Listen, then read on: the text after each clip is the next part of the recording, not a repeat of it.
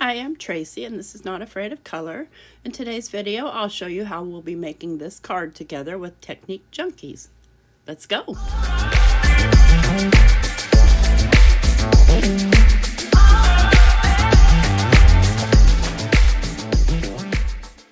Alright, let's get started. We're going to first be using the Best Friend from the July release and Bird and Letter Collage, both from Technique Junkies.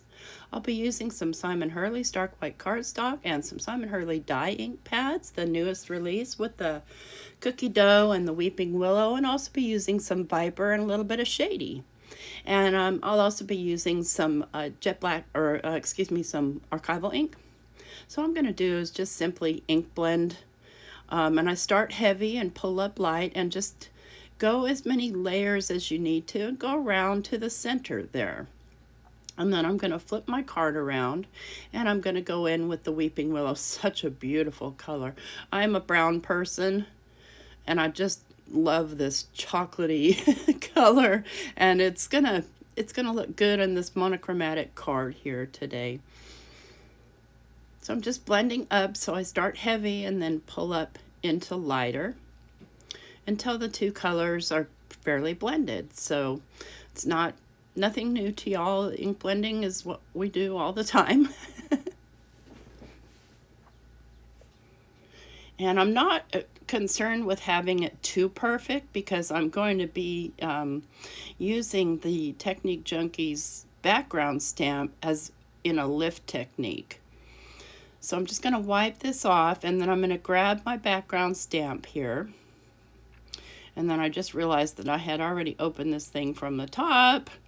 I'm going to make sure it's the right way up because I want to decide on my orientation, and I'm just going to spread water on it with my hands.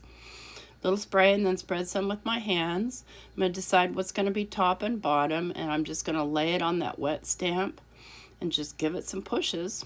Pretty simple. There we go. Now as that starts to dry, it will lighten up. And I like this particular cardstock because it doesn't get too warty. Some of them, when you get them wet, they just get this really weird warp to them and kind of go gray. This one seems to go the lighter tone of what I'm looking for there. So we'll set that aside, and what we're going to do now is we're going to take our Forever Friends stamp, our flower stamp here. Spit it out, our Best Friend stamp. Sorry, y'all, it's like 6 in the morning. We're expecting a heat wave of 110 today, so I'm getting done early with my voiceover so I don't have to have my air on. So all I want to be doing at this point is just stamping out the flower. Because I'm going to, guess what? I'm going to fussy cut it. So you don't have to fussy cut. You can also use one of my masking techniques, and I'll link a video up above for some of my masking techniques, but for this one I decided that I'm going to be fussy cutting. And then what I want to do is I want to watercolor those flowers with that same Simon Hurley ink. So I'm just grabbing myself a little paintbrush, and I want them to be light in color. So I'm thinking summertime. Some summertime flowers are more natural colored. Not to say that pink and purple and blue and red and yellow aren't natural, but I'm kind of going for the dried flower, how they might look when they're dried. With my original that I did for the, for the showcase, I used lunar paste to paint these. So you can paint them however you want to paint them, or color them with your, obviously you're going to need to use a different ink if you're going to color with Copic, but you can color with your markers, your watercolor markers, however you want to do it. And I'm not completely filling them in. I'm leaving some white because I really want them to be just a very, very light flower.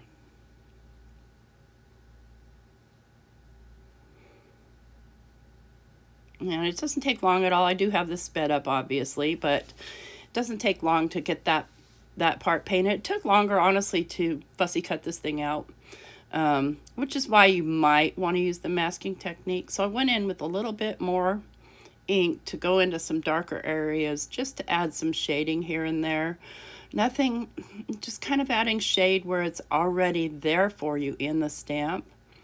So the cool thing about these Technique Junkie stamps is they're highly detailed and they provide the shadows for you. So it's very, very easy to color them.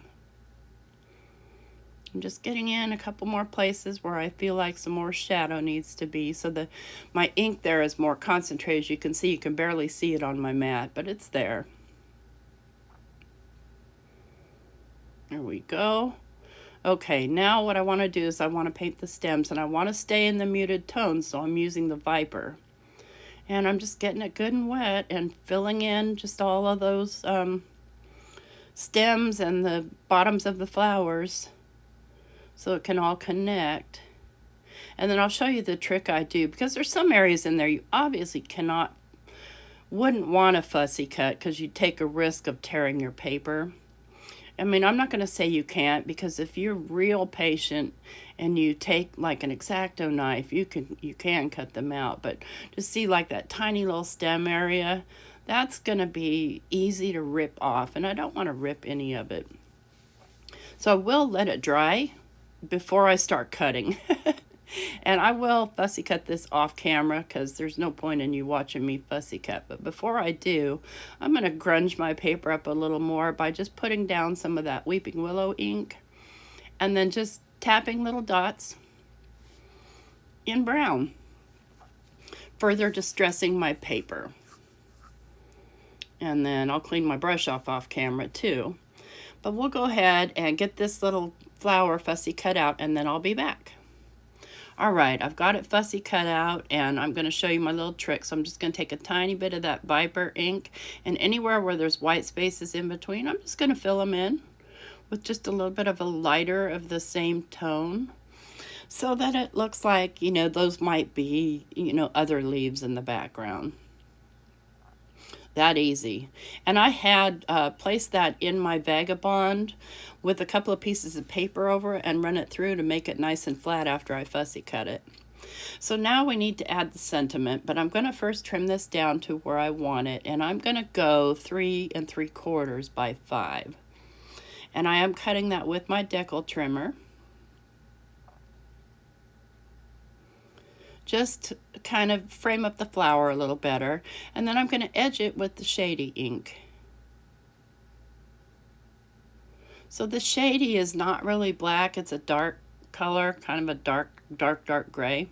And I'm just kind of auditioning where I want my sentiment to go, because I am going to stamp my sentiment directly down onto the panel. And what I want to do is I'm going to be stamping it in a kind of an ombre of a couple of browns, and I'm going to be using the VersaFine Clair, and then heat embossing it so that it kind of, you know, stands out from the card.